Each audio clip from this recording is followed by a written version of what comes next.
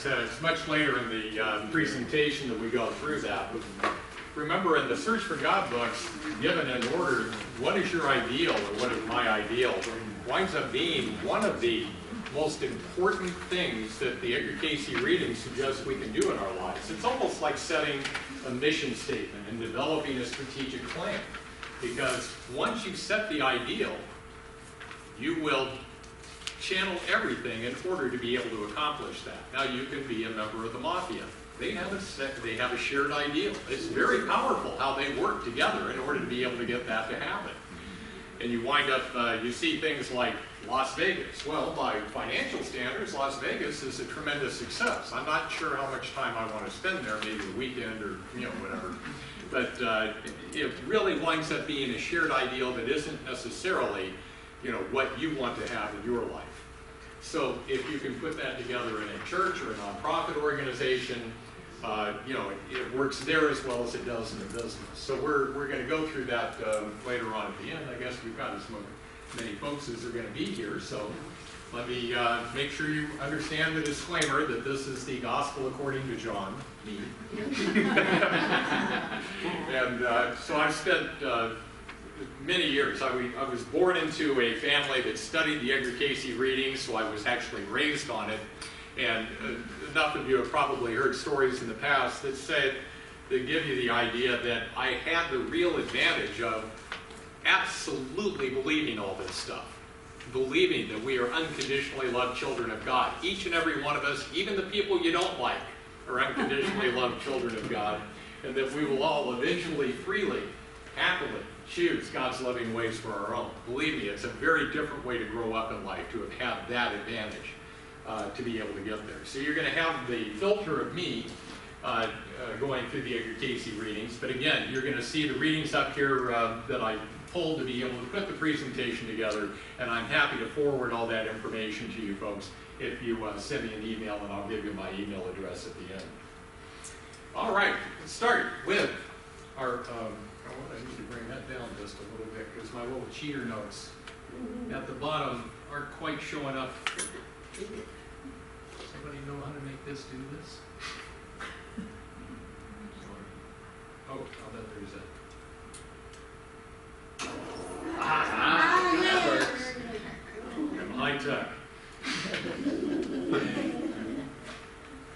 Steve Mirabali is just a business guy, kind of like a Tony Robbins in the business world. So for all its accolades and celebrated recognition as sound guidance, I have personally noticed that sometimes follow your heart is really bad advice. I have to admit, I do have permission from my wife to give the story of her because it is one of the greatest applications of this concept that I've ever run into. My wife is a very, very talented artist. And she is. Can I give you a handout here, sir? Sure. Here you go. Thank you much. Appreciate it. My wife Stephanie is a very, very talented artist. And she knew that she wanted to be an artist from just being, like 9 years old and drawing ponies and puppy dogs and kitty cats and things like that. And as she got older and she and I got together, she actually went out and started to make a living as an artist. And these are things that you would never think about being, artistic, but she did all of the signage for like the Village Inn restaurants, hotel chains and things like that. And then she went to work for a company that did bumper stickers and all the silk screening for t-shirts and things like that. I got to tell you, she wasn't really pleased with doing all that, but at least she was in the art world. And the worst part is as she's doing that, it's almost like there was no appreciation for the level of talent that she had. And so she would make somewhere, I'll pull a number out of the air, but it wasn't much more than say $10 or $15 an hour, being an artist for all these people as talented as she was. Now, if I have to say, as talented as she was, if you took all of the artists in the world, maybe she's in the top 10% of them. And maybe, let's say that she's at the 10th percentile, and there's 9% that are better. Only 1% of that of artists actually make a living doing art. And so when you're in that top 10%, it left her in a really tough position of saying, I'm going to do this, and if I do it my entire life, I'm really not going to be happy with, you know, the appreciation, the feedback I get on this, and I'm not going to be happy with the amount of money I make at it. And so she's so frustrated trying to find that. Well, I finally, after she did struggle with it for about 15 years, I told her, and I no longer play racquetball, I play pickleball because I got old. But I play racquetball competitively. I actually won a national tournament back in 2006 in racquetball. With very good, and unlike her, I'm in the top 10%, maybe in the, you know, it's somewhere between the 6th and 10th percentile on racquetball players. And by the way, the top 3 don't even make a living at it. All right, there's just no money to be made in that sport. Main reason, so that you know, you can't show it on TV. The ball moves too fast, and it looks like people aren't even hitting a ball because you can't pick it up with a poor resolution of TVs. Anyway, without having TV revenue, there's no money in the sport, and I said, don't we think that the universe owes me a living doing something that I am good at and I get so much joy from doing? She goes, that's ridiculous. Who should make a living? You know, the world doesn't owe you a living playing racquetball. And I go, I absolutely agree with you. How is that different from art? Oh! And by the way, I will be married, assuming I make it, 34 years on Sunday, so we get along well. But I said, how is that different from art? And she stops for a second. She didn't take immediate offense. She goes, what do you mean? And I said, as good as I am at this sport and, you know, all of that, the world doesn't need a racquetball player in terms of the wants and needs of the market. If you want to put it in a strictly business sense out there, it's just not necessary.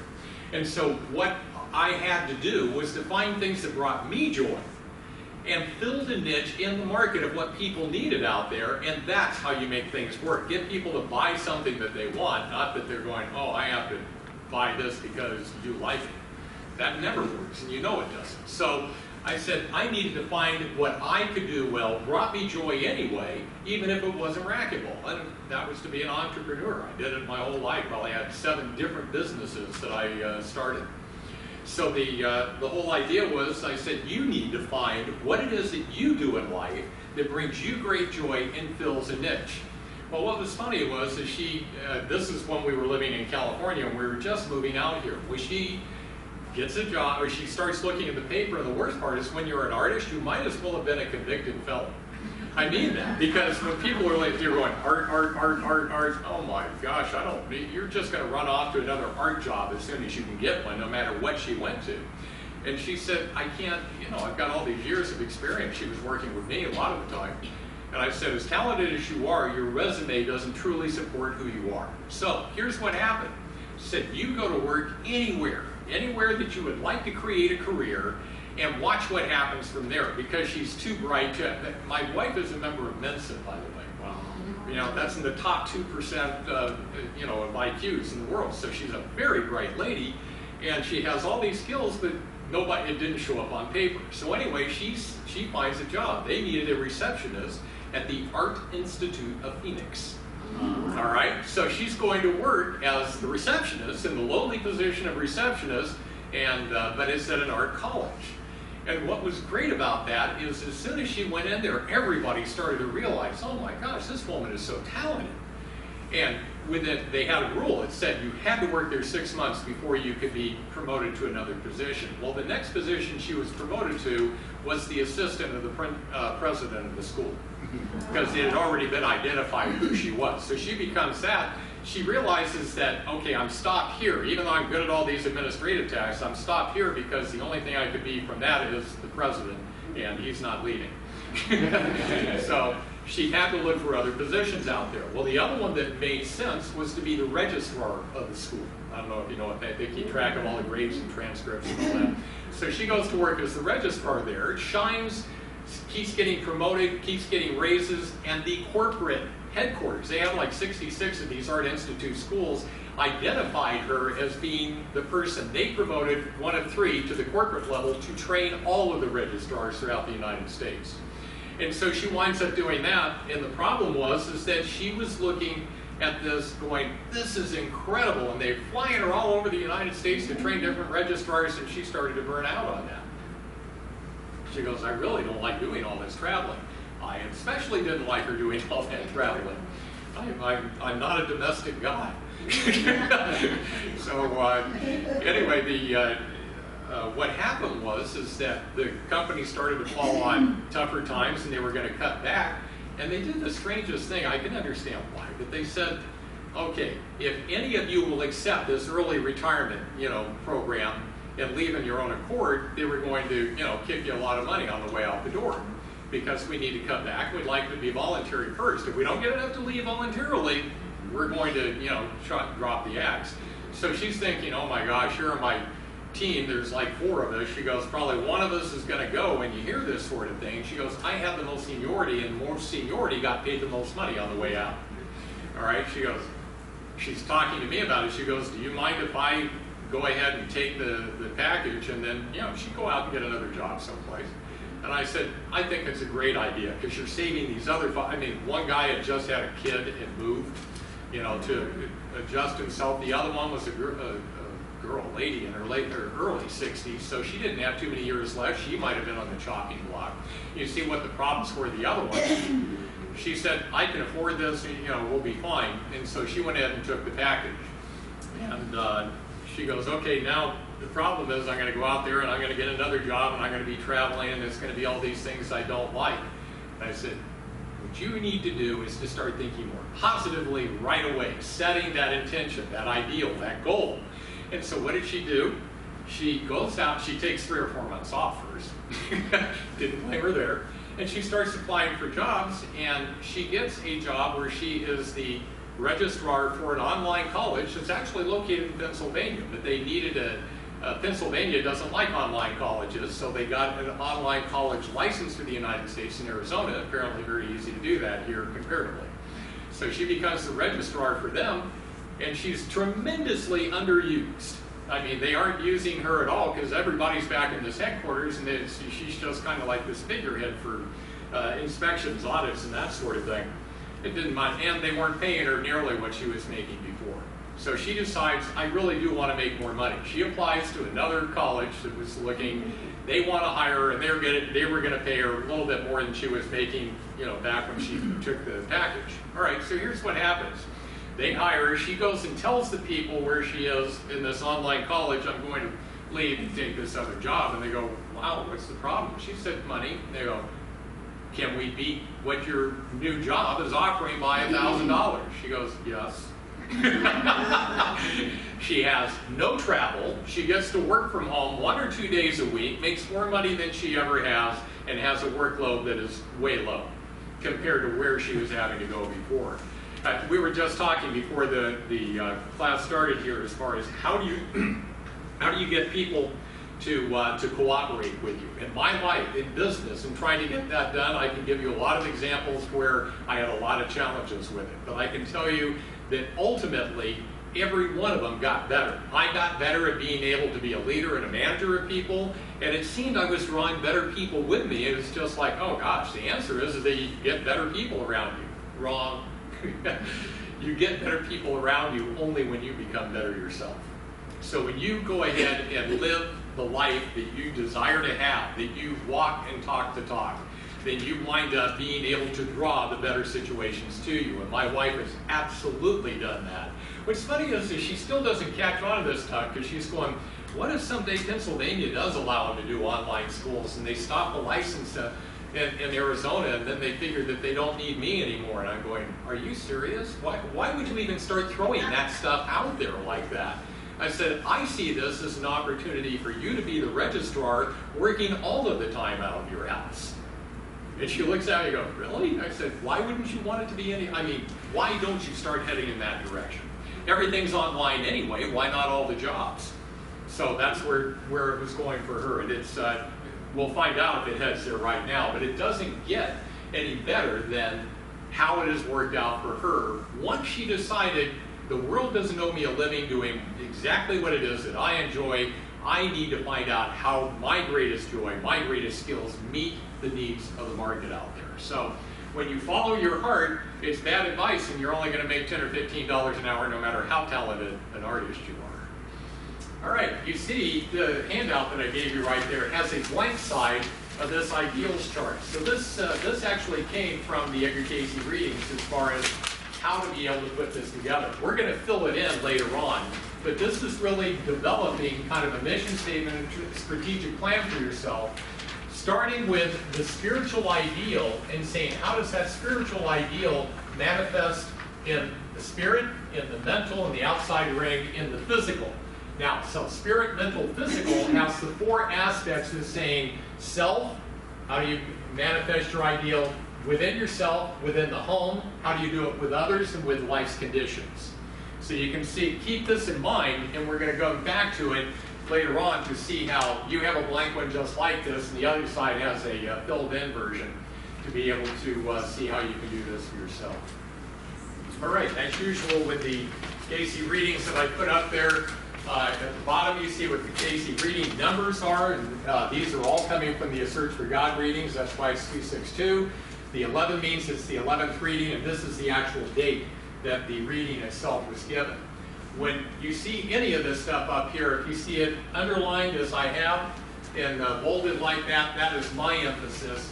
However, if you see all capital letters like oneness and gives on there, that was the emphasis that came from Edgar Cayce himself during the reading. All right, so in preparing a lesson upon that of having an ideal, as may be seen from the proper consideration of the lessons that have gone before, there must of necessity be oneness of purpose in a cooperative manner, which gives then a group one ideal. Now, there are examples of, and you've heard me talk about this before, as far as the difference between having cooperation and then true cooperation out there, and then you have a negotiation. You've heard me use the example before of prohibition. And what you wind up whenever you wind up having bootleggers and Baptists wanting the same thing, something's wrong. All right? But they're shooting for the same goal, that's it. So the Baptists wanted to go in, legislate morality. The bootleggers said, that's a great idea, so it cuts out the competition. And the politicians are going, I get votes and I get money. What's wrong with this picture, right? Everybody is just so in favor of being able to do that. So you can wind up having a group with one ideal of purpose, and then you can say, how else does that, talking about politics there, but what about religion? We wind up having churches that tend to have one ideal and say, everybody gets saved if you do this, or everybody gets to go to heaven or nirvana, or whatever it is, if you follow these particular rules over here. So there are all sorts of levels, and I'm not saying one is good or bad or better than another. It's just that you set a group, it has one ideal, and when it does that successfully, and it's meeting that niche in the market, guess what? It tends to succeed and continue on into the future. So here's where you're going back to the Baptist bootleggers and politicians. You wanted to have the control, that's Carrie Nation if you never saw a picture of her before. Anyone know the guy in the middle? Al Capone. Yeah, he's just like any other man, supplying and demand. And of course, good old Uncle Sam, all the politicians over there, definitely were in a compromise with each other. It's almost like, we're strange bedfellows trying to accomplish this one goal. And in fact, they did. It was the least successful amendment that ever happened to our Constitution. It didn't even last 15 years before it was voted out. And it was even voted out by these people. They came back and said, are you kidding me? We were trying to keep people from being drunks and, doing that to the families. But all we did was create him. And they realized it, and that was one of the main reasons why they repealed the Prohibition Act. That's kind of an offensive one, but it does make a point. When you wind up saying that you can look at this, and one of those two images has probably insulted most of the people in the world. When you take a look at it and say, okay, this winds up being a hate crime if you do it with the Quran, but other people are saying, it's hard if you do that with the Holy Bible. I'm going, I don't know how you decide. It's what, like they say about pornography, I can't define it, but I know it when I see it, sort of thing. When you're looking at that, you're saying, why do we react to that picture? It's because what do we think of those two things is actually holy to us? Okay? And the important part of this, when I look at, I'll tell you where I come from now with that. upbringing and the Edgar Cayce Readings, when I see either one of those things side by side right there, I just start to shake my head and say, what a limited perspective either one of those things is. Because it creates an us and a them in both cases. It says there isn't this all-inclusive that we are all unconditionally loved children of God. There is going to be all the people that are on this side or this side or this side or this side, and everyone else who is against us that doesn't agree with that. Anytime we look at things from that perspective, not that we are not wise as serpents, harmless as doves, saying that we don't recognize that there's danger out there and that there are things to protect ourselves and others from, we do need to keep that perspective. But as long as we never lose sight of the fact that we are all on the same team ultimately and call to that in other people, I think that's like drawing the best out in others, works in every aspect of our lives. So one of the greatest things that I ever heard, and it wasn't in the Cayce readings, but I think it came from Hugh Lynn, his oldest son, Hugh Lynn Cayce, said people who are equally informed rarely disagree. So if we all had the same background, we all had the same education, the same experiences, we would all come to the same conclusions. Well, what if you come back and you say, this is pitiful? And it doesn't matter which of those images you're looking at. That's pitiful. We need to be able to see these things as we're all one and figure out how to find our points of agreement instead of where we do not get along and what we can fight and have a war over. So the perspective that we come to when an ideal is set in the highest spiritual realm, you recognize that this will not happen anymore in creating an us and them. Oh, there's a few of these cartoons, one after another here. But you can say, especially in politics, politicians, I believe, literally start with the best of intentions. I am going to go out there and make a difference. I am going to make sure that I take care of the underdog. And I'm not going to try to do that by, making people do things. I'll be such a charismatic leader that they'll want to do it the right way. And the next thing you know, it starts to go down a different road. Now, it was interesting to me when I started looking at some statistics. Did you know that almost every on the federal level, almost every congressman and senator, if they were not a millionaire before they got into office, is afterward? Yes. How do they do that? When they go to Congress, did they learn how to be these tremendous investors? Is that what's going on? No, I don't think so. And another one, when you talk about insider information, this is one that really surprised me. If you were to take all of the best investors, like the people on up there on Wall Street, and they do all these mutual funds, and they seem to know the best picks to have and all that. Did you know that if you average all of the federal elected officials in Congress, that they average a 6% higher return on their investments than even the best people on Wall Street? Wow. How does that happen? I'm sorry. If you were to take the average returns that the pundits on Wall Street who know how to invest money and all of that, you take their average return for all those mutual funds and all that, and then compare it to the average return of all of the people in Congress. The people in Congress wind up with a 6% annual higher return on their investments than everybody that does this for a living. So apparently when you get elected to a federal office, you become a savvy investor, bar none. Now, I don't know how that happens, but it is exactly how you wind up with a situation like that, where you go in with the best of intentions, you're going, I start to feel like I can't get anything done. Well, I guess what I'm going to do is make sure I take care of myself, and try to get reelected, and then maybe I can help other people, but it just, boy, you go down that slippery slope, and the next thing you know, you're not going anywhere that you thought you were when you first got into the whole thing.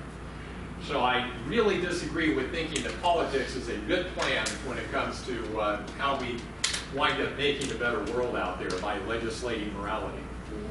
All right, another reading here, 262-14. The question is the faith of man in Buddha or Muhammad equal in the effect on his soul to the faith in Jesus Christ? So here they are asking, if you're a Buddhist or Muslim, how does that compare to being a Christian? Is really the bottom line of this. And so when I put in these brackets right here, Buddha and Muhammad, is just for clarification. That wasn't actually in the reading. Hence, as we find each, Buddha and Mohammed, in their respective spheres are but stepping stones to that may awaken in the individual the knowledge of the Son in their lives. What's interesting here is that you wind up having the idea that all religions, there's nothing wrong with the religions out there, but what they're saying, what the Edgar Cayce Readings are saying is that everything leads ultimately to Christ being the perfect role model for us all. Not saying Christianity is correct, just saying that Jesus Christ is as good a role model as you are going to find out there, and you learn to be able to follow the example that he set, whether you're a Buddhist, whether you're Hindu, whether you're a Muslim, it doesn't matter. So everything is leading in the direction of saying, I accept Jesus as being the role model for me that I should follow. And everything is a stepping stone to that, not with one being better than another. So this is a Billy Graham quote, give me 5 minutes with a person's checkbook and I will tell you where their heart is. You think not? I mean, let's face it, if you go, well, okay, it could be a credit card statement now, I don't know, I work the same way, but where are we spending our money is really telling as far as what are the priorities, where is our treasure and where does our heart lie when you go through that out there. One of the things that happens, and this is such an important point, you've all heard the statement, what would Jesus what would Jesus do? It is very important to understand, God doesn't even expect us to live up to the level of moral standards and making the perfect decisions that Jesus did. It's very much important to understand, what would Jesus have me do? I mean, you've probably heard me say before, if they were to go ahead and arrest me and beat me, put a crown of thorns on, make me drag the cross up to Calvary, crucify me on it, my reaction is not going to be, Father, forgive them, for they know not what they do. I'm not there. I'm not going to be able to do that. And it is, however, what Jesus did. We are only asked to do what we are capable of. What would Jesus have me do? It says, take John Schroeder, exactly where he is right now, and let's go ahead and get the best out of him. Have him draw the best out of himself at that point to be able to have a reaction. Now, I would probably do well to not be using cuss words and, saying things about their mother during the whole time. And if I can avoid doing that, then that's as good as it gets for me at that point. And it's not a problem to be able to go out there and do something that is not perfect, but it's better than what you have done in the past. This incremental improvement eventually gets you to where you're wanting to go. I have one example of this. It really worked well for me, and it was funny in the way that I got the lesson. It had to do with tithing, because without going into the big long story of I was self-employed in a business, and I at one point got in financial trouble, and my wife and I really started working on what the Edgar Cayce Readings call economic healing. A lot of other people say prosperity and those kinds of words as far as I need prosperity in my life. If you want to have economic healing, Cayce gave the same thing 100 years before. And there were all these suggestions in terms of affirmations. You ever hear of Catherine Ponder? She's so good at those. Catherine Ponder is one of the pundits on prosperity thinking, and one of my favorites actually, even though she is a very traditional Christian. And so I would get all these affirmations together. When the bills would come in, my wife and I put the bills in a great big envelope, and it had an affirmation on it that talked about how wonderful it is that we're able to go ahead and spread prosperity not only for ourselves, but for all the people we're paying the bills to. We'd pray over them. We had little post-it notes that would remind us to think positively all the time. I couldn't wait until I had enough money to be able to tithe. That was exactly what my thinking was. Now, as a self-employed person, I can tell you, it's one thing when you get a paycheck, because when you get a paycheck, there's a dollar amount, and tithing says you take 10% of that and give it to where you're spiritually nourished. What happens when you're self-employed? You have an income statement, and it's a negative number down at the bottom. I'm going, God, you owe me a check. You owe me at least 10% of that and red number down there at the bottom, right? So when you're self-employed, and that was one of the downsides for me, is that there I was having this income statement that says I didn't make any money, so what money do I wind up tithing on? And that was my rationalization. Plus, I always felt like God was a little more understanding if I didn't write a tithing check than, say, my landlord was. Then there was the other side of that that said, I have a contract with my landlord. Wouldn't it be unethical for me to write a tithing check when I haven't been able to pay him? So you have all of these considerations that were really very logically keeping me from being prosperous. The way that I got myself out of this was I gave up. I thought, this business is toast. It's not going to make it. But what I can do is actually tithe off of the gross income of the business, because it did have income, even if the bottom line was red ink. All right, I said, I can tithe 10% of the gross of the business, and this business is going to go under, but at least I can write these checks with joy and love in my heart. Seriously, I'm going, I give up. And so I know it's not going to make it, and I'll keep the doors open as long as I can, but I literally was able to write checks and support, like the Edgar Cayce organization, the ARE, Association for Research and Enlightenment, and I was able to write those checks and really enjoy writing it and not have the fear of voting and did I break an ethical rule and that sort of thing. And guess what? The business stayed open. For some reason, it just kept going for about 6 months there until I finally got it in my head. I said, how about that I can tithe and the business be successful? Can I still be happy about writing a tithing check for 10% of the gross income of this business if it's going to be successful? And of course, I laughed at that at first, but the longer I went and got to 6 months, I go, I think it can happen. The doors are still open on this place. Things keep just happening, so it works. And do you know what? When I changed my mind about that, suddenly the business took off. Because I was in agreement with myself. And what would Jesus have me do? My goal was I need to have joy and happiness in writing a tithing check. Well, the only way I can do that is to think my business is going to fail. And so for 6 months, I struggled along doing that. And I'm going, can I write a tithing check and have my business succeed? Oh my gosh. And when I thought that, boom, the business took off. Up until then, it was just keeping the doors open. It took off, and I've never looked back. I've written 10% on the gross ever since that point. But it allowed me to be able to learn that lesson in a very, very unique way. So, if you look at a person's checkbook, it'll tell you where their heart is. Okay.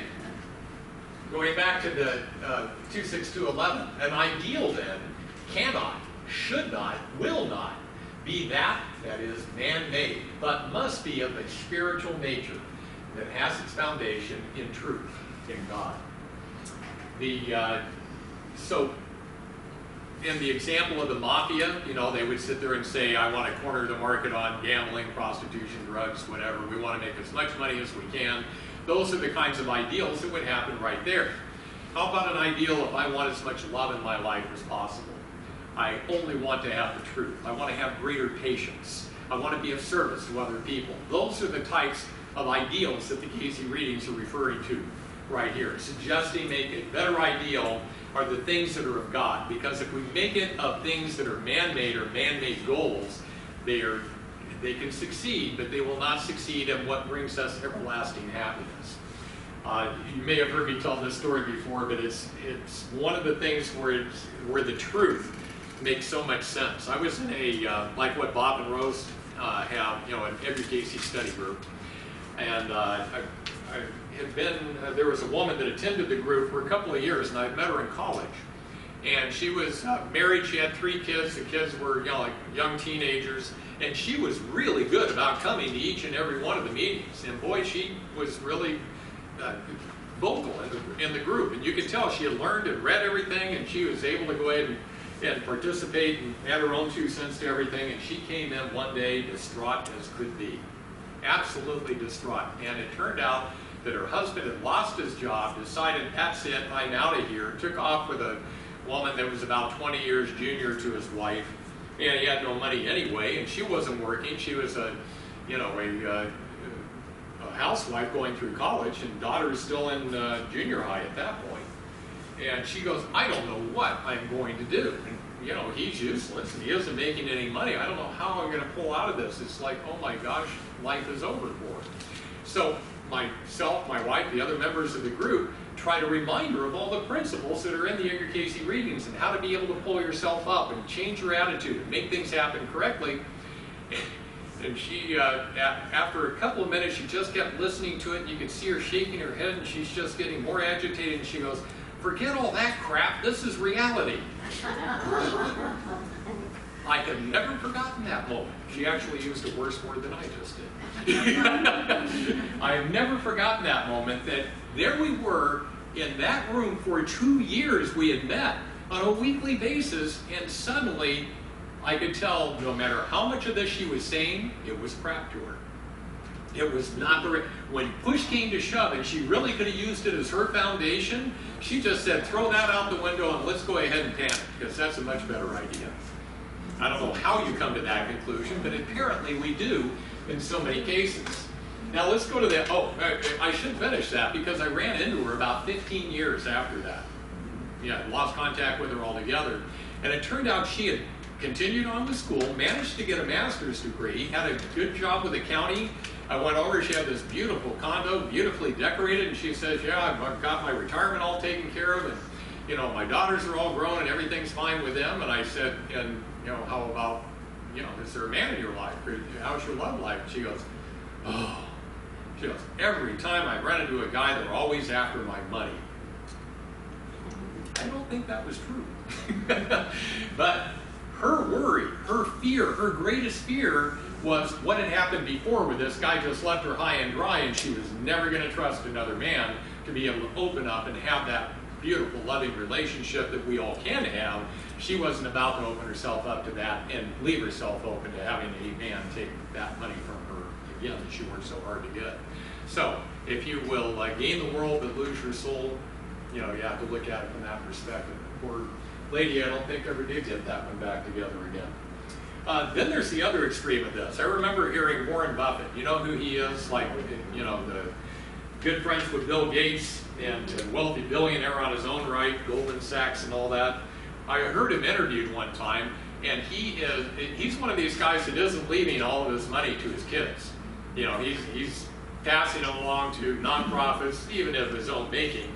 And he's trying to convince all the other billionaires in the world to do that. He says, I'm trying to convince all of my peers and the billionaires out there that they should only leave like $500 million behind to their families, and that all the rest of it should be, you know, given to nonprofit organizations. So the guy interviewing him said, how's that working?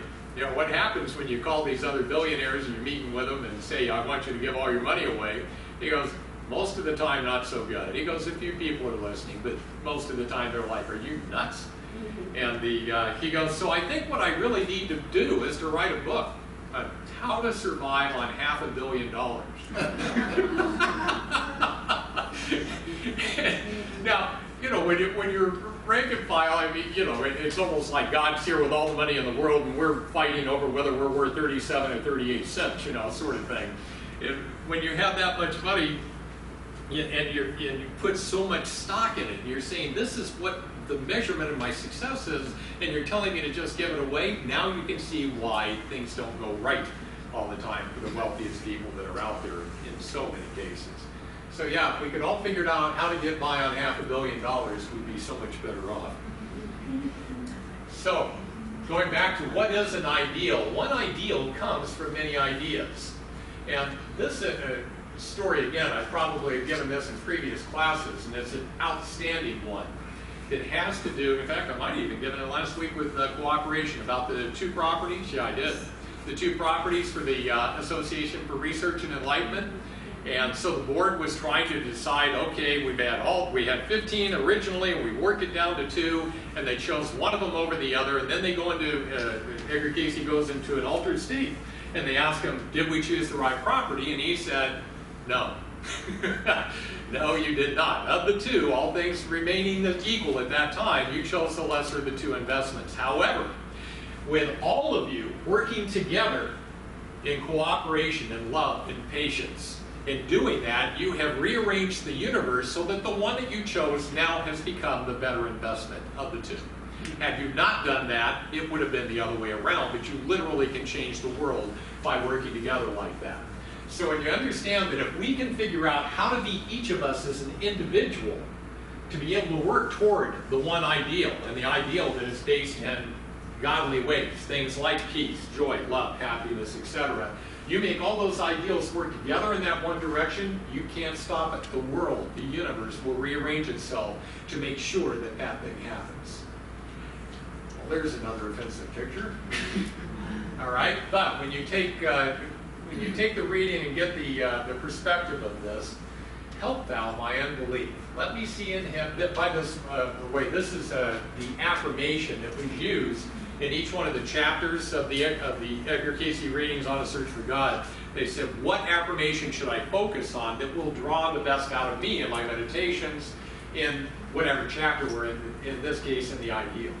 God, be merciful to me. Help thou my unbelief. Let me see in him that thou would have me see in my fellow man. Let me see in my brother that I see in him whom I worship. That one of the problems that you wind up having is how many of us, me included, don't see that individual as being them and we're us. I mean, it's very easy for me to slip into that and go, are you kidding me?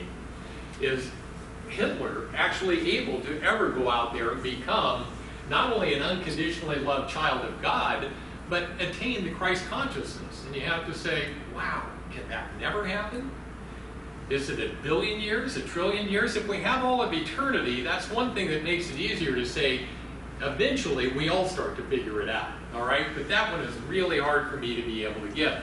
But if we wind up understanding that we can just, you hate the sin, but understand what the potential is in each and every one of us, believe me, that is the beginning of being able to understand how Jesus saw each and every one of us. And he's walking along the multitudes and he's seeing the best and the worst of humankind in front of him, and he loves each one of us equally. That's apparently a great place to start. Now again, Jesus could love that individual like all the rest of us. I'm still working on it, and I don't think it's one of the things that he is asking me to do. Probably not many of us in here could. All right, how may I reach my ideal? So may self measure self by that as it's set as the ideal, in self for self, and see the Christ consciousness raised in the heart, the mind, the soul of others. Actually, this is getting back to the question of how do you get others to cooperate with you. This is literally something you take into your meditation, and you just visualize the Christ consciousness being raised in the hearts, minds, and souls of those people that you are dealing with. Keep before self, judge not that ye be not judged. For as ye measure, so is it measured again. That signifies that with the measure ye meet is the ideal. Let that then be in him. So in other words, we shouldn't compare ourselves to others. Believe me, that is so easy to do. Don't we feel like, well, I'm prosperous enough because I got more money than, so-and-so that lives next door down the street. Or, I'm more patient than this person. Or my kids and my family are doing better than that one over there. We constantly are trying to keep up with the Joneses or make sure and using how everyone else is doing to say, how are we doing? This is very much going back saying we need to measure according to that perfect ideal and let that be in Christ. We don't have to go out there and look at how others are doing and accept that as being the standard of which we have to exceed. If you understand from the Cayce material, those of us who are on earth, there are lots of souls out there who never fell. They're still perfect. They haven't made all the mistakes and choices, selfish decisions that we have. All right, and there's a lot of places that are worse off than we're. In fact, the earth is considered one of the better places of entrapment from a spiritual perspective. There are lots worse places you can go and have horrible experiences compared to what's here. So here's the point. Do you really want to be sitting at the cool table of the insane asylum? I would say that's what we are. All right, we're in this. It's a nice environment. We can still be happy here, and we can be sitting at the cool table, and we're really sitting. We're above. We're judging ourselves according to other people, and we're really doing very well. In comparison to them. But we're literally sitting at the cool table in the insane asylum when you look at it in comparison to what the potential is and what God wants for us in our lives and what each one of us eventually wants for ourselves. And so we have to be very, very clear on the idea that we are not comparing ourselves with others, but you do have to have, I'll tell you, I'm a real fan of unity. with the Fillmores and all that, but there is one thing that they do that drives me nuts, and that is they talk about this law of attraction and always speaking positively. And if you ever try to bring something up saying, well, we have terrorism, we have to, don't ever talk about that, that'll just attract it to you. I went, how do you wind up being wise as serpents, harmless as doves, if you never even mentioned that a negative thing could ever possibly happen in the universe? I went, I can understand that you would bring up every one of those things, and you don't do it out of fear. You don't bring these things up. You become wise as serpents, harmless as doves, protect yourself, and then let it go. Have your plan for how you're going to work through it or how you avoid it, and so that you can make sure that everybody gets to go along as safely as they possibly can, and realize no matter what, we're in a child-proof universe. Even the 50 or 100 some odd people in that nightclub back there in Florida are still child-proof, if you will. This human form can be taken away from us. It can even be maimed, but the soul is eternal and invulnerable. So we need to be able to understand the things that happen like that, going, yeah, if the worst happens, this life may have been badly affected, but the overall picture is that we are still going to be able to get to exactly where nobody's interfered with us being able to go where we want to get to. So we don't want to gossip, but we do need to be able, if you're in an organization, how do you wind up doing peer reviews or subordinates if you don't wind up discussing what the negatives are out there? And you don't do it with condemnation, you don't do it with fear. You go, how can we make this better? What's good about this? What is the way that we are going to be able to raise all the boats at the same time and allow this individual with this certain challenge at this time to be able to make it better? I mean, I have no problem with thinking positively, but to never speak of the negative, I think is a real downside if we're not careful with that. Okay, now remember, they're talking about writing the Search for God books in this case, and they're going, if we're writing this thing about the ideal, should we be writing this in the first second as far as it's me, second person is you, or third person in the royal we and all that? Should the lesson be written? And it said, first person, I am the way, I am the truth, I am the light. That is manifested, that as is experienced in the life of each individual, is a personal application of that truth as would be imparted unto another. Hint should be in the first person.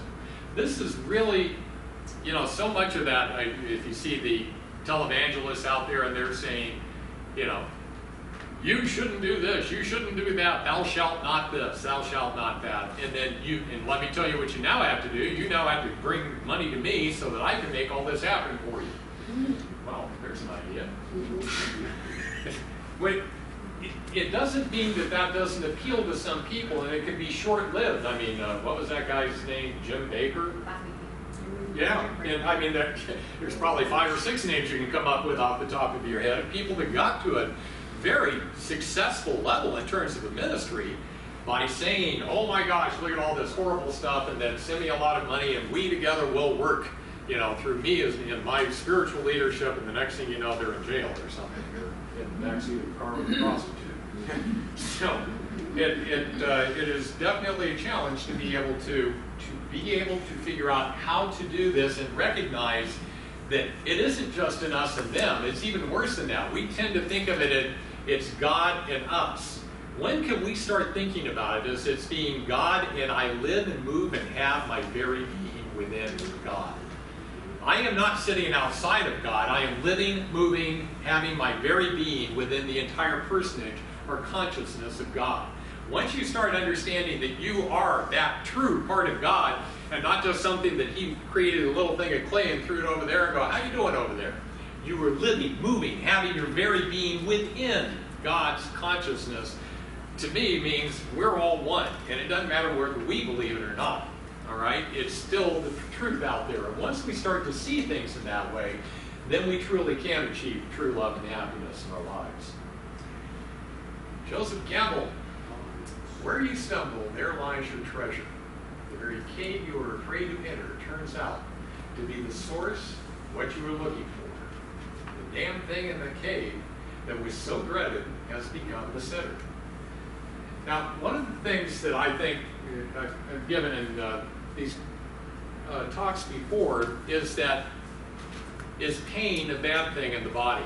Now, nobody wants to be in pain, but if your body didn't have pain, and we know there are people that are born without a pain response, don't they have a lot of problems? Like, especially if leprosy or other immune deficiencies that you can't tell when you've hurt yourself, and the next thing you know, you've got gangrene on your foot because you don't have any pain receptors to know that it's there, that it needs to be cared for.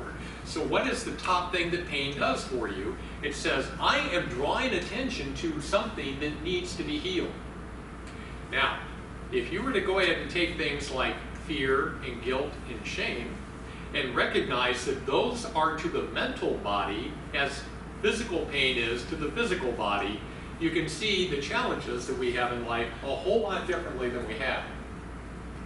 So that you wind up saying, as what he's saying right here, your treasure lies in that thing that you're the most afraid of. Because the very things that are holding us back are those things that we hold fear, guilt, and shame.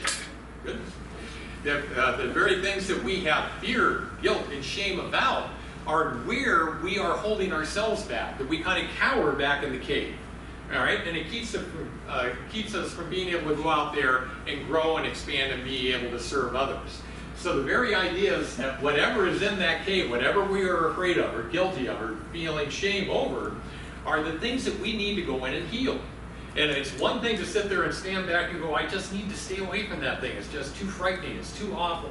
But if you step into it, you go, I need to go ahead and heal from this. It's just like healing the gangrene. It's no longer threatening your body, and it's a whole part of your body again, and you can move forward much more easily without having all the downsides to that. So this is a very, that's a secular guy, Joseph Campbell, as far as what he was putting out there, but the concept is very spiritual and how to be able to accomplish that. To some, prayer means much. To others, an awakening must be through their five senses. All are equally dear in the eyes of the Maker. Be patient, endure all things. You know, one of the things, and I haven't done it for quite a while, but I spent a couple of decades actually going online and seeking out people of different religions and often atheists when it came to trying to discuss spiritual concepts. Yeah, atheists are out there trying to find Christians so they can beat them up. All right, I say Christians, I mean theists. All right, so people that believe in God. Atheists want to go in there and just beat you senseless with their logic and show you how silly you are. And I'm being a little sarcastic here, but that was exactly what I ran into over and over again. And they're going, you have absolutely no proof that God exists. And I said, I disagree. I have absolute proof that God exists. And they go, okay, show me. And I said, every time I meditate, I make a connection with the divine within, and I am absolutely reassured that God is there, and we live and move and have our very being with Him. And I feel like I make a connection with that. And he goes, I have meditated, I've never made that connection. Yeah. I read something in the Bible just the other day that... What's that? I said I read something in the Bible the other day that really just blew my mind. Well, it had how can you not believe in me? Are you ready for this? Go ahead. I can't depict it every little word that it said, but it was like, how can you not say that I'm not the one? Could you take away everything I did? Can't have anything left. So if you can do that, then you are better than me. But if you can't, I put everything here. So Yeah, it was you just, take it all it's away not from word for you. word, but it was just, I'm telling you, it just shook me when I read it. Well, the interesting thing is here we are using logic and experiment and so on. I said, I do the experiment, if you will, of meditating, and I feel like I make a connection with the divine. I said, I know many, many people who express the same feeling. Well, I've done it, and I don't make a connection. Therefore, it's an invalid experiment. I said, okay. I remember being in a physics class back in college, and we were actually testing gravity. And it was funny to go into that classroom, and you'd have these little teams. Say there were like 10 different teams made up, and they had these different sized ball bearings that kind of went on a slip. It wasn't a slip and slide. It was just a guide that would make the ball bearing go down and the lip go up at the end, and then it would land on a piece of graph paper. And you would just do that with different size ball bearings, like different weight, to see how did gravity affect, the where did it land on the graph paper as it went, you would get very, very consistent responses to those tests as you did that, and there was always a group that didn't do very well because the test didn't come out conclusive that gravity was that consistent. I said, now, if that happens over and over again, does that prove that gravity doesn't exist? That there's always going to be these people that are not able to conduct an experiment? I said, no, they're incompetent, was the answer I get from the atheists. They're incompetent, they're not doing it right. I said, can I suggest that maybe you're incompetent at meditating? First of all, you enter into it with the expectation that you're not going to make a connection with the divine within. Well, congratulations, you succeeded. And they're looking at me like, no, it has to be the same for everybody. And I said, if you don't understand what I'm saying, doing the physics, example of what I had in the class, and a few people weren't able to make that happen, because did you know that that was about 10% of the people in the class, and that about 10% of the population as a whole is considered to be atheists? Not agnostics, but actual atheists that don't believe God exists. I'm not sure or not.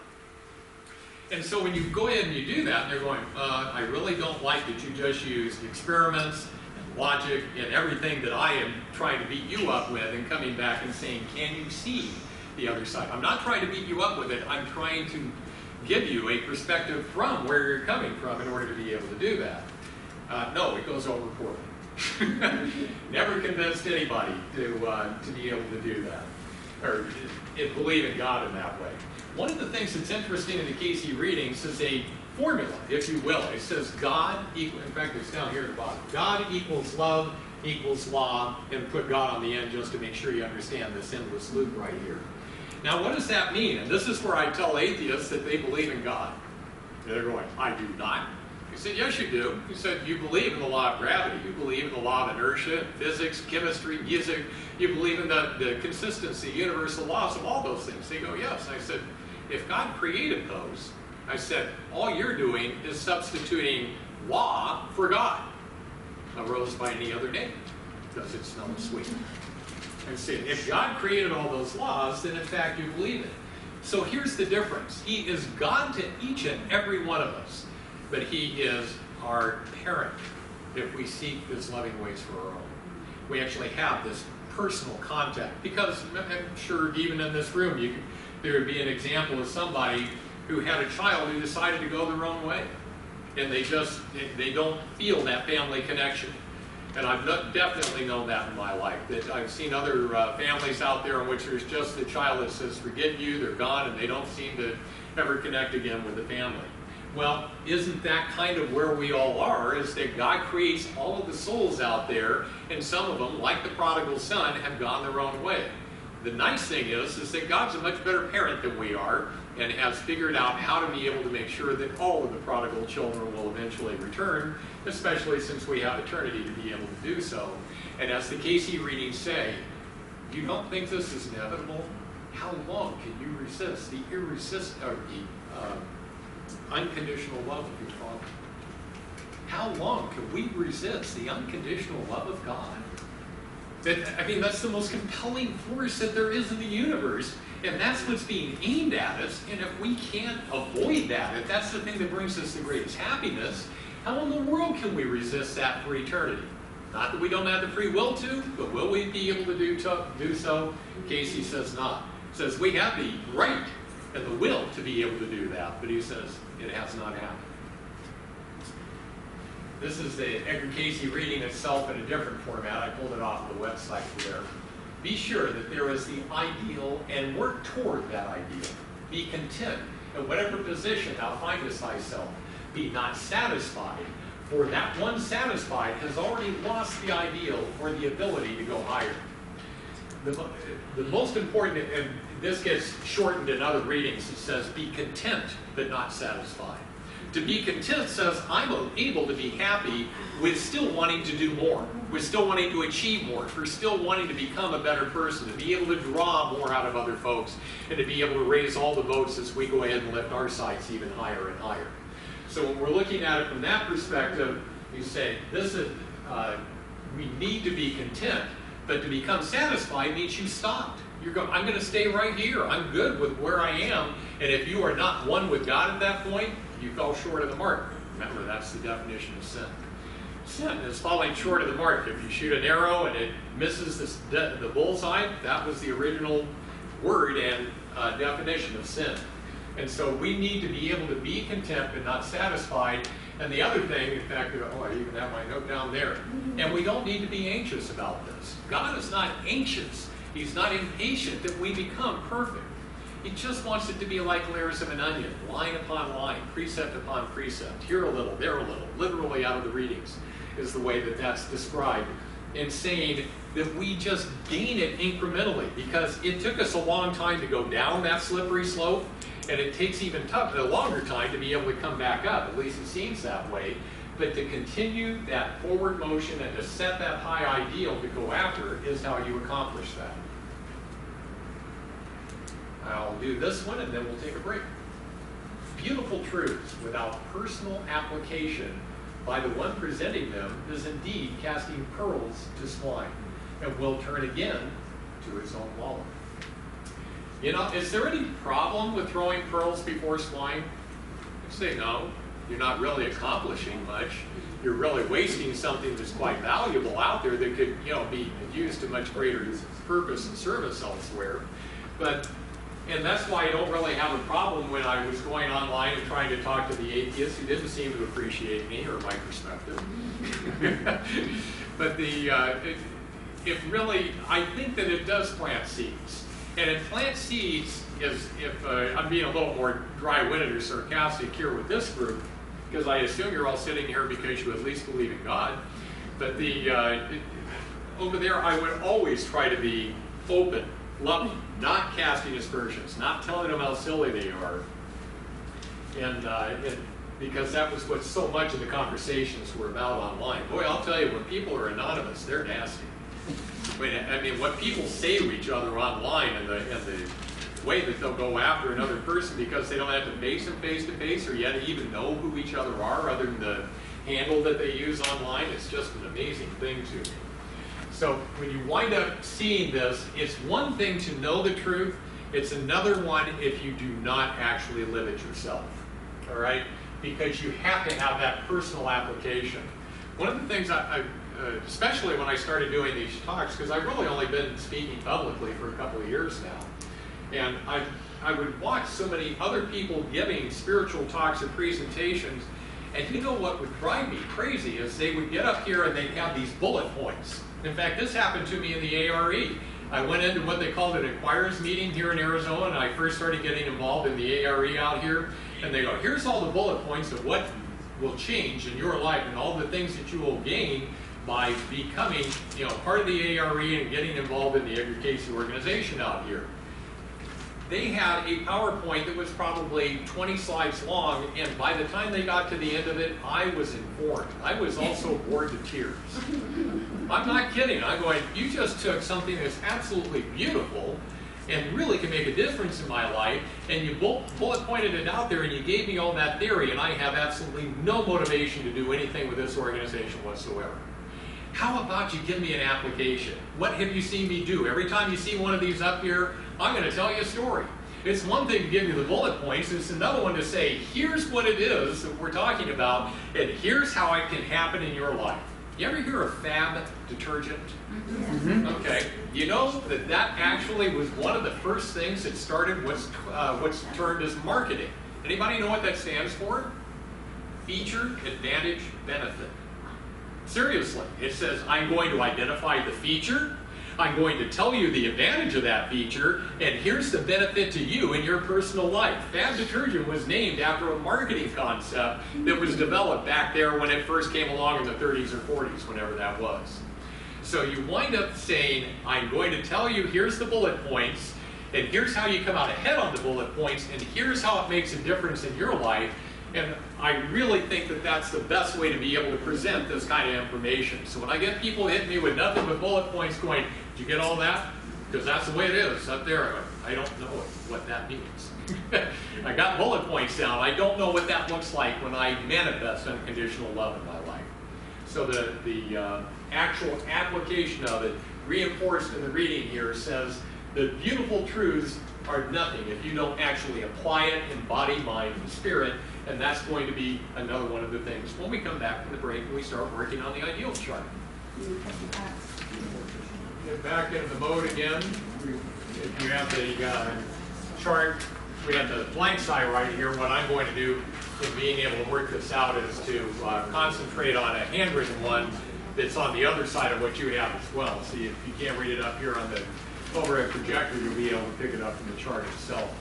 So understand, these are like reading quotes right here from this particular individual, 5091, and it was really one of the, this did not come out of the what is my ideal set of readings that came together for a search for God. This was literally for this individual who said, how do I apply it? You keep telling us to apply, here's the theory, how do I apply all this into my life?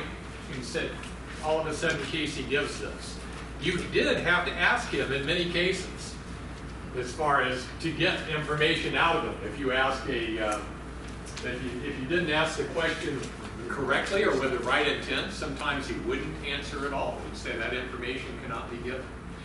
I'll give you an example. There was one time a person asked him the question, what lies beyond this solar system? Because we're entrapped in this right now. And so what happens to a soul after we go beyond this solar system? And the Cayce Readings came back and said, you're just asking out of curiosity. You don't intend to do anything with the information. We're not going to answer that. Wow.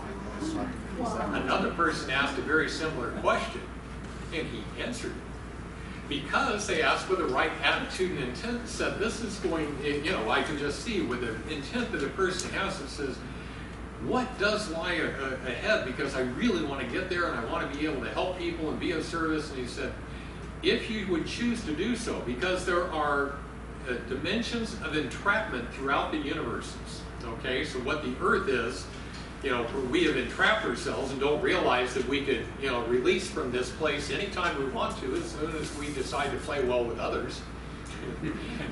We don't play well with others, we get to stay here for a little bit longer. But there are systems of entrapment throughout the universes, according to the Cayce Readings. If we would choose to do so, we can become as a savior to those other systems, as Jesus was to this one. If you want to be a savior to another system after you've worked it out here, is that any different than an AA mentor? You're talking about somebody who's been through the dregs of being an alcoholic, worked their way through it. Who better to be able to work with another alcoholic who hasn't overcome their challenges yet than being one who has already been there and said, you know what? I have made selfish choices. I have entrapped myself much like you have right here. Follow me and we'll figure a way out of this together. All right, so if you ask the question right, you can get the answer. Here's the overall chart that you're looking at right here. So let me start right here in the middle with patience. As a matter of fact, Steve Bobbin, who will be with us next week, just did Edgar Cayce on patience Tuesday night at Unity of Phoenix over there. So with patience, as far as being I can tell you that here's an interesting one, just to kind of give you the Cayce Readings background on it. There are 3 dimensions. We all agree with that. You know what science obviously thinks that is length, width, and height, right? So that we have a 3-dimensional space around us. The Edgar Cayce Readings say the 3 dimensions are time, space, and patience. Now explain that to an atheist. And the interesting part, we understand patience because patience allows us to be able to understand the purpose behind all the awful things. When you hear about shootings going on, 9/11, all the World War II, it doesn't matter. Patience allows you to understand the purpose behind all the ugly things as we see them that are occurring, and recognizing that ultimately all things work to good for those who love God. And so patience being the best measurement of our soul's development in the earth plane and that dimension. Here's the other one, time and space. The Cayce Readings, they say that there is so much love and so much mercy from our Father that we, as finite our limited finite thinking experiences is infinite time and space as God's infinite love and mercy. In other words, the other way around. God's infinite love and mercy as infinite time and space. You ever hear that saying, give the person their space? How about being merciful for whatever mistakes that they have made and give them their space to be able to be who they are. And you have so much love, that means we have an infinite amount of time to be able to make the choices freely of accepting His loving ways to ours. Now you can understand why patience wouldn't necessarily be a spiritual ideal that somebody would really like to try to achieve in their life.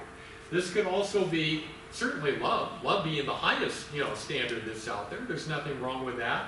It could be a service. It can even change within your lifetime. It's not to say that it just goes in one direction and it has to stay stuck in there forever. You go ahead and you work on that. Remember, I had a temporary thing that said, I can write a tithing check with joy because my business is going to fail and I can't lose anyway. All right? And then I went, wait a minute, I can actually succeed and still write this tithing check. And so that's an example of having two different ideals, if you will, that will allow me, that were accommodating me in my level of development at that time. So let's go to, here we have patience as the spiritual ideal. Now we're going to take the self right here, the self section, and we're going to look at patience is in the perfect spiritual. What does that look like in the mental?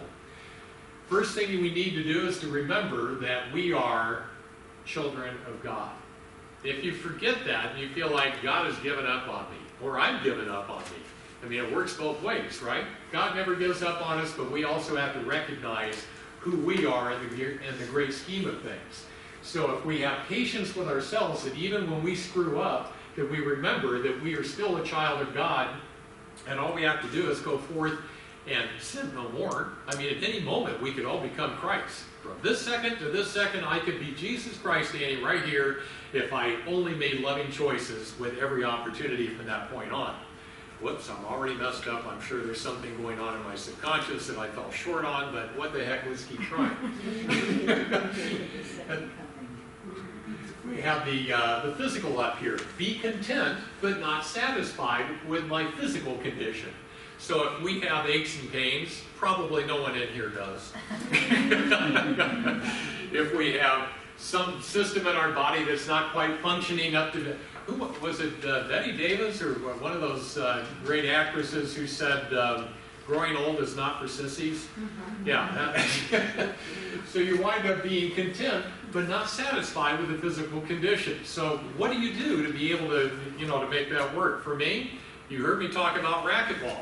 Well, I tell you, I did so much damage to this body, in particular this right shoulder, that I couldn't even be competitive with it anymore. So now I've become a pickleball lover. All right, because it's not nearly as tough a game on the body, and I can go out there and play that, and it doesn't really bother me to play that for hours, and I get just as much enjoyment. And I'll probably end up playing Pong before, as things keep going. But I will be content but not satisfied with whatever I have there in front of me. Now, I'm showing this on the angle, but I'm taking home and having it be vertical so we can read it. So you can, if you turn the page, you'll see that patience will be in that direction, and you'll be able to see the mental. Here we have the spiritual, here's the mental manifestation. The best way to apply what we have learned. What is the best way to apply what we have learned? Take my wife's example. In her, in the working world out there, she tried to be an artist, and she had a great talent for being an artist, but when it was applied as far as meeting the needs of people, she was saying, okay, I get to be an artist, I'm not getting to do everything I like in art, and I'm really getting paid nothing, relatively speaking, for what it is that I'm doing. But she figured out the best way to apply what she has learned and the skills that she had in becoming a college registrar. Suddenly everybody was a winner in that situation. Then you go into the physical there at the top. Family relations are an excellent opportunity to practice patience. Oh my. Yeah, go ahead and lend money to your children, right? Don't expect it back and you won't be disappointed. But, so many people look at that and say, do you really have to have some of your most challenging relationships with people that are in your own family? This actually was a reading that was given within the Cayce Readings. and I'll say what the situation was for the end, because it was a life reading in which talked about these two individuals that as they worked together, they did not play well with each other. And they really were nasty to each other. And every time it started out that they were just neighbors. And then they wound up coming back and they were in the same, like cousins in the same family. And then it came back in which they were siblings. And then it came back in which it was, parent and child. And each time that they were coming back, they keep, throwing it into the wind and saying, "Get out of here, I don't want to have anything to do with you." Guess what they were this time? Conjoined twins. And they were saying, "Why are we conjoined twins? You can't go anywhere this time." And believe it or not, before you two entered into this lifetime, you chose to be able to do this so that you knew it was one way to be able to overcome that "I'm out of here." All right? And you just give up on it. You become addicted to saying "I'm out of here." And you know what we call that? Suicide. You can become addicted to suicide because over and over you go, all I got to do is boom or hang myself or take drugs or whatever, and you're out of here. You can become addicted to just about anything. And so they said to overcome our addiction, we will come in as conjoined twins, and by golly, we'll work through this. All right, so you can see that that is a great way to be able to practice patience. Start with those right there in your own family who aren't going anywhere. They're still going to be your blood relations, and Thanksgiving does come around every year. Okay, at the bottom end of the chart right there, we have patience in the mental realm and dealing with others. Those who I find challenging are but mirrors of myself. Isn't that one fun?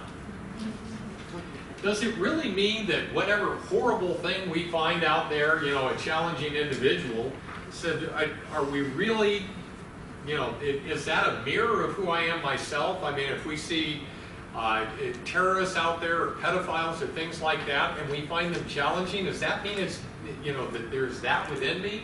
And I really want to clarify that, because I say absolutely not. But what is it that causes a pedophile to do what they do? It's not a sexual thing usually. They say it's a thing of control and power. All right?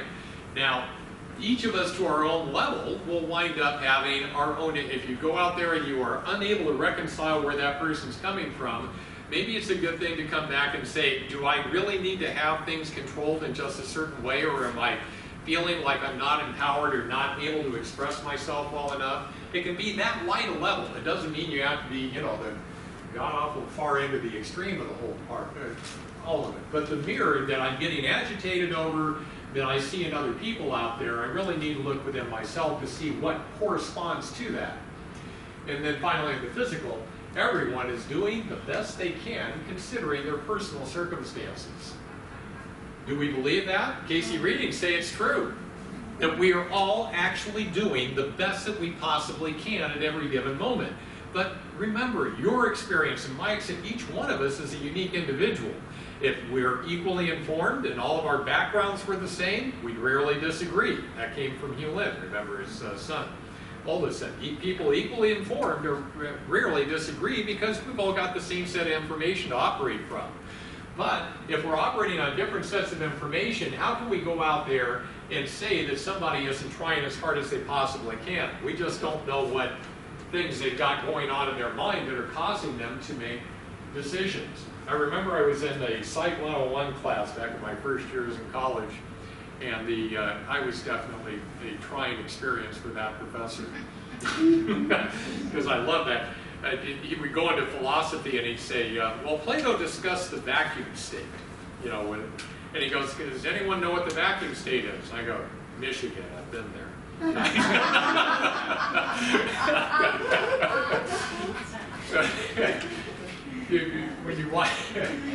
When you wind up saying in the psychology thing, he goes, if you see somebody cowering in the corner and he won't get out of the corner, and he's going to die of starvation or dehydration and he just refuses to move, he goes, and you think this guy's crazy, but do you realize that there is a blue spider over the doorway so he can't leave the room? And he goes, you may not be able to see the blue spider, but he can. And he thinks that it's instantaneous death if he moves out of the corner and the blue spider will get him. Obviously a hallucination. schizophrenic and that sort of thing. And I said, no, he's crazy. The red spider's going to get him if he stays there. Yeah, everything winds up being a different perspective, but understanding where they're coming from, they're making a logical choice of the best that they can under the circumstances. So this one on patience, we're talking about in life's conditions right here. So how do you manifest perfect patience, that patience that's within God's mind on the mental level? Find the lesson in whatever challenge I face. Find the lesson in whatever challenge I face. Are we actually having awful things happen to us? Are we having problems? Or are these simply opportunities to be able to get better? All right, and on the physical side, we have recognized that conditions unfold for our greatest spiritual growth. Conditions unfold for our greatest spiritual growth. The point here is and this is one of the things about reincarnation that comes up in the Cayce Readings. We have all of this karma that's coming to us. I mean, we've made an awful lot of choices back there that we need to reap what we've sown. But the way Cayce describes it is that all of this tide of karma is held back and it's just allowed to come through in the order or in the amounts that's for our greatest spiritual growth. That we would be able to capture or learn the lesson out of each one of these things. And we are never given more than we can bear. Do we have more than we can bear due to us? Heck yeah. I mean, we've definitely made a lot of poor choices in the past that we haven't been able to receive all at once. And so we're in this place of time and where everything's separated by time and space, as the joke is, so everything doesn't happen to us at once. So we have time and space separating it out. We only get that which is for our best spiritual growth, find the next steps in the path. And that we recognize that that's exactly what's going on so that we don't feel overwhelmed. We accept it and say, I can handle this or I wouldn't be receiving it. And this is my greatest opportunity to figure out how to overcome that thing I'm afraid of in the cave. Yeah. John, what is the limits to the patience, though? I'm sure even Christ got to a point where he was indulging people and had probably anger with it. I mean, where does the patience stop if you could achieve that? Cayce Readings have a statement that says to be angry but sin not. And this is, and I'm going to take that to a different level here in a second. To be angry but sin not says, will you get angry when somebody starts to really try your patience? And the answer is yes. But do you need to condemn them? Do you need to go out there and try to have retribution or vengeance or anything like that? It says you can be angry, but don't go out there and start doing the things that are going to start creating a karmic chain of negative events for you in the future. Now I'm going to bring up the situation in which Jesus overturned the money changer table. Everybody goes right to there and they're going, there he is, and boy, you see the greatest story ever told. And he's out there with that whip and he's just getting out. He's not whipping people, but he's overturning the tables and making one heck of a mess. And I want to give you a different perspective on that. What if you are Jesus and you walk up to the temple and you see this real blasphemy occurring with all these money changer tables in the outer courtyards of the temple? You're going, what are you doing? Now, did he get angry, or is he looking at it going, there is a real opportunity for instruction here to let you know that this is not the best, best place to operate this kind of a business at this time, especially with the attitude of what you're doing. Now, should I go over and talk to the money changers and go, this really isn't a good idea? So are you kidding me? Everyone comes here. It's a great location. Here we are. This is it. I should be right here. It's a perfect place to do business. Not going to get through to them if you just have this side casual conversation. So, well, what if I go in there and I really give them what for and said, you know what, you're really doing a terrible thing here. It's blasphemy. Okay, now that you've yelled at them, they're going, somebody get him out of here. They're not going to listen to that either. So if he keeps stepping it up and he goes, how do I get a hold of these people? How do I get their attention so they don't just ignore me? How about I do that to their table? I got their attention now, don't I? All right. Now, it isn't with a vindictive attitude. It's a how do I actually get them to stop for just a moment and pay attention to me. You ever hear of Tony Robbins? Yeah. You ever hear a story where he's got a woman who's just all upset and he's drinking some water and he just kind of shoves his hand like that and the water splashes out on her? And she's like, whoa, what happened? He goes, oh, I'm sorry. I mean, and all of a sudden she's normal again. And then she goes back into her story and she starts to get really upset, and he does it again. And she goes, what's going on here? And he's going, do you realize that when I jar you out of that state, you stop being upset for a moment, and you just start to look at things from a wider perspective. And me just splashing that little bit of water on you right there is trying to reset your state so that you get out of this endless loop of being so upset. I really think that all Jesus was doing is says, I'm going to find out where you live. Your cave, if you will, for the money changers, is that table right there. And I'm going to peel the scab off right here, not because I'm vindictive, not because I'm vengeful, not because I'm angry, but because this is the best way I can see from my omniscient perspective with a Christ consciousness incarnate in one human being on the earth, that this is my best way to reach you. And I'm not mad at all. I'm not angry one bit at all. But if I have this whip and I'm making a scene like this, and I can just say, here we go. Let me give you one other example. Do you know that the Cayce Readings say that Jesus laughed and joked on his way to Mount Calvary? Yes. That's very hard to understand, especially after you've seen the greatest story ever told, and he's sitting there and they're whipping him and he's old. And you're going, oh my God, what a horrible thing. The Cayce Readings say he had been working for so long, for so many lifetimes. And his sole purpose was to come here and be the perfect role model for everybody. And he finally did it. He was minutes away from being able to accomplish that. And he said, you know the best part? He says his laughing and joking was actually getting to the Roman soldiers. They're going, how can he do that?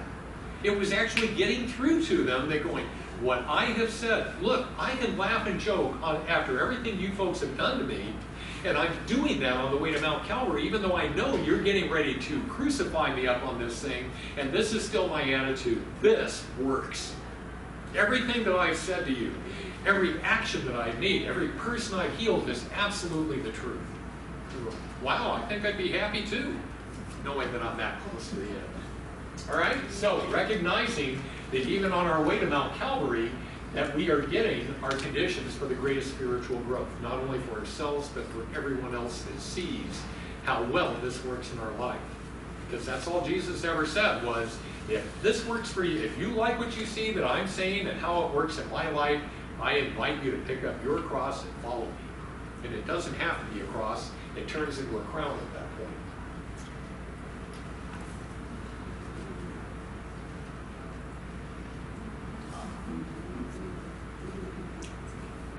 It ain't much, but it's all I got, and it's all I ever wanted.